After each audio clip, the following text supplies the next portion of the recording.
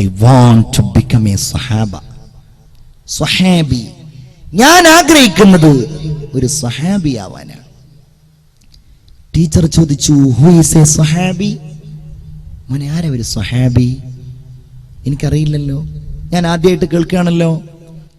ഈ കുട്ടി പറഞ്ഞു, സ്വഹാബി ആരാണെന്ന് എനിക്കല്ല നന്നായിട്ടറിയാം, എൻ്റെ ഉമ്മക്കാണ്. ടീച്ചർ ഉമ്മക്ക് ഫോൺ ചെയ്തു. നിങ്ങളുടെ മോൻ പറഞ്ഞത് ഒരു സ്വഹാബി ആവണമെന്നാണല്ലോ, ആരാണ് സ്വഹാബി? ഉമ്മ പറഞ്ഞു, സ്വഹാബി എന്ന് പറഞ്ഞാൽ അത് ആരാണെന്ന് പറഞ്ഞു തരണമെങ്കിൽ നേരിട്ട് വരണം. ടീച്ചർ നേരിട്ട് ചെന്നു. അള്ളാന്റെ റസൂലിന്റെ കൂടെ നിന്ന, സന്തോഷത്തിലും ദുഃഖത്തിലും കൂടെ നിന്ന അവിടുത്തെ അനുയായികളെ കുറിച്ച് ടീച്ചറോട് ഈ ഉമ്മ വിശദീകരിച്ചു. അങ്ങനെ ആ ടീച്ചർ അതെല്ലാം കേട്ട് സന്തോഷത്തോടെ തിരിച്ചു പോരുന്നതിന്റെ മുമ്പ് കുടുംബസമേതം ലാ ഇലാഹ ഇല്ലല്ലാഹ് അവർ മുസ്ലിങ്ങളായി അവർ രണ്ടുപേരും, കുടുംബം, ഭാര്യയും ഭർത്താവും എല്ലാവരും കൂടെ. അങ്ങനെ ഒരു ദിവസം സ്കൂളിൽ നിന്ന് ഈ കുട്ടിയോട് ടീച്ചർ ചോദിച്ചു, എത്രേ മോനെ, നിനക്ക് സ്വഹാബിയാവണമെന്നല്ലേ പറഞ്ഞത്? നിനക്ക് ഏറ്റവും ഇഷ്ടമുള്ള സ്വഹാബി ഏതാണ്? ഈ കുട്ടി ഉടനടി പറഞ്ഞു, എനിക്ക് ഇഷ്ടമുള്ള സ്വഹാബി ബഷീർ റളിയല്ലാഹു അൻഹു ആണ്. സയ്യിദുനാ ബഷീർ റളിയല്ലാഹു അൻഹു. എന്താണ് മോനെ നീ അദ്ദേഹത്തെ ഇഷ്ടപ്പെടാനുള്ള കാരണം? ആ കുട്ടി പറയുകയാണ്, എന്റെ ഉമ്മ എനിക്ക് രാവിൽ പറഞ്ഞു തന്ന കഥയാണ്, അങ്ങനെയാണ് എനിക്ക് ബഷീറിനെ ഇഷ്ടമായത് എന്ന് പറഞ്ഞുകൊണ്ട് ഈ കുട്ടി പറയുകയാണത്രേ, അള്ളാഹുവിന്റെ റസൂലിന്റെ കൂടെ നൂറുകണക്കിന് സ്വഹാബികൾ ഉഹദിന്റെ പോർക്കളത്തിലേക്ക് പോയി. കൂട്ടത്തിൽ ബഷീർ എന്ന കുട്ടിയുടെ പിതാവുമുണ്ട്.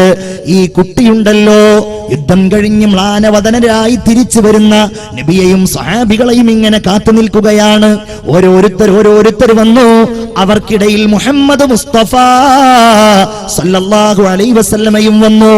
ബഷീർ എന്ന കുട്ടി റസൂലുള്ളാഹിന്റെ അടുക്കൽ ചെന്ന് ചോദിക്കുകയാണ്, ഐന അബീ യാ റസൂലല്ലാഹ്, എന്റെ ഉപ്പ എവിടെയാണ് നബിയേ? റസൂലുള്ള കുട്ടിയുടെ മുഖത്ത് നോക്കി, അവിടുത്തെ കണ്ണുകൾ നിറഞ്ഞു. എന്തു പറയണം ഈ കുട്ടിയോട്? കാരണം ഈ കുട്ടിയുടെ ഉപ്പ ഉഹദ് യുദ്ധത്തിൽ രക്തസാക്ഷിയായിട്ടുണ്ട്. എന്തു പറയണം? റസൂലുള്ള മുഖം തിരിച്ചു കളഞ്ഞു. രണ്ടാമതും ഈ കുട്ടി ചോദിക്കുകയാണ്, നബിയെ പറയുമോ എവിടെയാണ് എന്റെ ഉപ്പ? യാ ഹബീബല്ലാഹ്, അള്ളാഹുവിന്റെ റസൂല മകനെ, ആ പിഞ്ചു മകനെ തന്റെ ശരീരത്തോട് ചേർത്ത് പിടിച്ചു. അവന്റെ കണ്ണുകളിലേക്ക് ഉറ്റുനോക്കിക്കൊണ്ട് മുത്തുനബി പറയുകയാണ്, മോനെ, നിന്റെ ഉപ്പ ഞാനാണെന്ന് പറഞ്ഞാൽ നിന്റെ ഉപ്പ ഞാനാകുന്നത് നിനക്കിഷ്ടമല്ലേ മോനെ? നിന്റെ ഉമ്മ ആയിഷയാണ് മോനെ, അത് നിനക്കിഷ്ടമല്ലേ? അതേ നബിയെ, എനിക്കിഷ്ടമാണ്. ഈ കുട്ടി തന്റെ ഉപ്പയെ മറന്നു, തന്റെ ഉമ്മയെ മറന്നു, തന്റെ എല്ലാം മറന്നുകൊണ്ട് റസൂലുള്ളാഹിന്റെ അടുക്കൽ നിന്ന് മദീനയുടെ തെരുവിലേക്ക് ഇറങ്ങുകയാണ്. ഓരോ വീടുകളുടെയും വാതിലിൽ മുട്ടി വിളിച്ചുകൊണ്ട് ഈ പിഞ്ചുബാലൻ പറയുകയാണ്, അറിഞ്ഞില്ലേ എന്റെ ഉപ്പ നബിയാണ്, എന്റെ ഉപ്പ ഹബീബായ മുഹമ്മദ് നബിയാ, നിങ്ങൾ അറിഞ്ഞില്ലേ മദീന നിവാസികളെ എന്ന്? മദീനയിലൂടെ ഈ കുട്ടി വിളിച്ചു പറഞ്ഞു നടന്നു എന്ന് ആ പിഞ്ചുബാലൻ പറഞ്ഞു കൊടുക്കുകയാണ്. അതുകൊണ്ടാണ് എനിക്ക് ബഷീർ റളിയല്ലാഹു അൻഹു ഇഷ്ടമായത്. ഉപ്പായപ്പോലും അല്ലാഹുവിന്റെ റസൂലിന്റെ മുമ്പിൽ മറന്നു. എന്ത് കാരണം? റസൂലുള്ളാഹി അങ്ങനെയാണ്.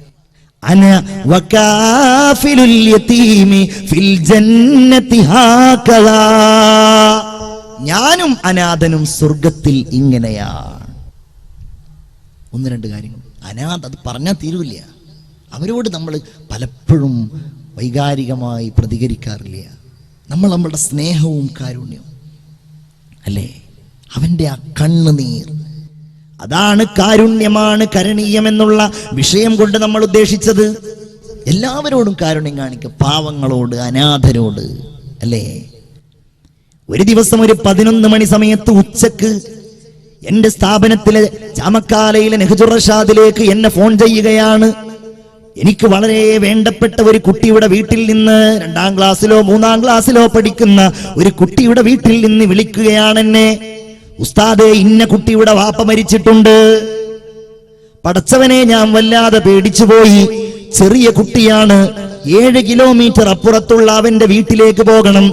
എങ്ങനെ ആ കാര്യം അവനോട് പറയുമെന്ന് ഞാൻ ചിന്തിച്ചു പോയി. കാരണം നല്ല ചുറുചുറുക്കുള്ള പിതാവാണ്. എപ്പോഴും എന്നെ കണ്ടാൽ ഇങ്ങനെ വർത്തമാനമൊക്കെ പറയുന്ന ഉപ്പയാണ്. ഞാനിങ്ങനെ നോക്കിയപ്പോ കുട്ടികളൊക്കെ ഇന്റർവെല്ലിന് ഇങ്ങനെ കളിക്കുന്നുണ്ട്. ഓരോരുത്തര് തമാശ പറയുന്നു, വെള്ളം കുടിക്കാൻ പോകുന്നു, പലരും ഇങ്ങനെ ഓടിക്കളിക്കുന്നു. കൂട്ടത്തിൽ ഇവനുമുണ്ട്. ഞാൻ ഇവനോട് പറഞ്ഞു, നമുക്ക് നിന്റെ വീട്ടിലേക്കൊന്ന് പോകണം, നീ വാ. അവന് വലിയ ആഹ്ലാദമായി. ഉസ്താദിനെ വാപ്പ എന്തെങ്കിലും കാര്യത്തിന് വിളിച്ചിട്ടുണ്ടാകും. ഏതായാലും വീട്ടിലേക്കൊന്ന് പോകാമല്ലോ എന്ന് കരുതിയിട്ട് അവൻ എന്റെ കൂടെ വണ്ടിയിൽ കയറുകയാണ്. എനിക്കവനോട് പറയണമെന്നുണ്ട്, നമ്മൾ പോകുന്നത് നിന്റെ വാപ്പ മരിച്ചിട്ടാണെന്ന്. പക്ഷേ എന്റെ നാവിലൂടെ അതങ്ങ് പുറത്തേക്ക് വരുന്നില്ല. അവന്റെ മുഖം കാണുമ്പോ, അവന്റെ കണ്ണുകൾ കാണുമ്പോ എങ്ങനെയായിരിക്കും ഇത് കേട്ടാൽ ഇവൻ പ്രതികരിക്കുക എന്ന് എനിക്കറിയില്ല. അങ്ങനെ പോയി ഞാൻ അവനോട് കുറെ കാര്യം ചോദിക്കുന്നുണ്ട്. അവൻ മറുപടിയും പറയുന്നുണ്ട്. ഞാനിതിങ്ങനെ പറയാൻ വേണ്ടി വരും, അപ്പോഴേക്കതങ്ങ് അതങ്ങ് പറയാതിരിക്കാൻ തോന്നും. അങ്ങനെ അവന്റെ വീടിന്റെ മുമ്പിലെത്തി. വണ്ടിയിൽ നിന്നിറങ്ങിയപ്പോ അവൻ ചോദിച്ചു, ഉസ്താദേ, എന്താ വീട്ടിലൊരാൾ കൂട്ടം, എന്താ പറ്റിയത്, എന്തിനാ നമ്മൾ വന്നത്? ഞാനൊന്നും മിണ്ടിയില്ല. എന്റെ കണ്ണുകൾ നിറഞ്ഞുപോയി. ഞാൻ അവനെ ഇങ്ങനെ ചേർത്ത് പിടിച്ചു. ആളുകളൊക്കെ ഇങ്ങനെ ഉറ്റുനോക്കുമ്പോ ഞാൻ അവനെ പിടിച്ചുകൊണ്ട് അവന്റെ വീട്ടിലേക്ക് കയറി. വീടിന്റെ പൂമുഖത്ത് ചെല്ലുമ്പോ ചലനമറ്റ് കിടക്കുന്ന അവന്റെ ഉപ്പാന്റെ ആ മയ്യത്തിലേക്ക് നോക്കിക്കൊണ്ട് അവിചാരിതമായി ഉപ്പ മരിച്ചു കിടക്കുന്നത് കണ്ടപ്പോ, ഒരിക്കലും ചിന്തിക്കാതെ ഉപ്പ മരിച്ചു കിടക്കുന്നത് കണ്ടപ്പോ ഉസ്താദേ എന്ന് വിളിച്ചുകൊണ്ട് ആ പിഞ്ചുകുട്ടി പൊട്ടിക്കരഞ്ഞുകൊണ്ട് എന്റെ ശരീരത്തിലേക്ക് വീണത് എന്റെ ജീവിതത്തിൽ എനിക്കൊരിക്കലും മറക്കാൻ കഴിയാത്ത അനുഭവമാണ്. അനാഥന്റെ കണ്ണീര്. നമ്മളൊക്കെ ദുആ ചെയ്യും, പടച്ചോനെ പെട്ടെന്ന് മരിപ്പിക്കല്ലേ എന്ന്. ആ ദുആക്ക് ശക്തി ഉണ്ടാവണം ഇത്തരം ഓർമ്മകൾ നമ്മുടെ മനസ്സിലേക്ക് വരുമ്പോ. എന്റെ പ്രിയപ്പെട്ടവരെ, അതുകൊണ്ട് ഞാൻ ആ ഭാഗം അവിടെ നിർത്തുകയാണ്. എല്ലാവരോടും കാരുണ്യം, എല്ലാവരോടും സ്നേഹം. മുഹമ്മദുർ റസൂലിന്റെ അധ്യാപനം അതാണ്. ഖുർആനിന്റെ അധ്യാപനം അതാണ്. ഭൂമിയോട് സ്നേഹം, ആകാശത്തോട് സ്നേഹം, മരങ്ങളോട് സ്നേഹം, എല്ലാ വിശ്വാസികളോടും സ്നേഹം, എല്ലാ മനുഷ്യരോടും സ്നേഹം.